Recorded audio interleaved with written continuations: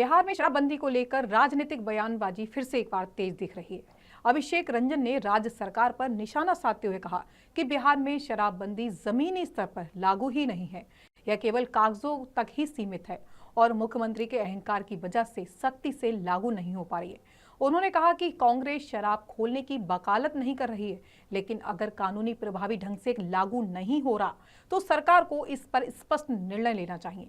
विधायक ने यह भी आरोप लगाया कि शराबबंदी के कारण प्रदेश को राजस्व का भारी नुकसान हो रहा है, जिससे आर्थिक स्थिति प्रभावित हो रही है।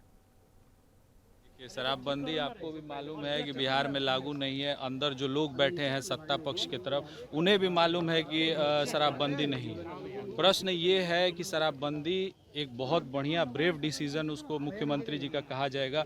विपक्ष के जो साथी थे उन्होंने भी समर्थन किया था, पर ये ईगो का क्वेश्चन आज डेट में बन चुका है, सीएम के ईगो से रिलेट हो चुका है। इसीलिए प्रदेश की बेहतरी और प्रदेश के हितों को ताक पे रख के सीएम अपने डिसीजन को राइट करने में लगे हुए हैं। ज़रूरत है उसकी समीक्षा करने की और कहाँ कमियां रह गई थी उसे ठीक करने की। अगर शराबबंदी को हम पूर्ण रूप से लागू कर सकते हैं, कहीं उसमें लूप होल नहीं हो तो बहुत बढ़िया है। अगर लागू नहीं कर सकते हैं, किसी तरह की कमी रह सकती है, तो उसको कंट्रोल्ड वे में कर सकते हैं। कम से कम प्रदेश को जो राजस्व का घाटा हो रहा है और जो लोग हैं, जो ड्रग्स का जो रैकेट फैल रहा है, कम से कम उससे तो प्रदेश का बचाव हो जाएगा।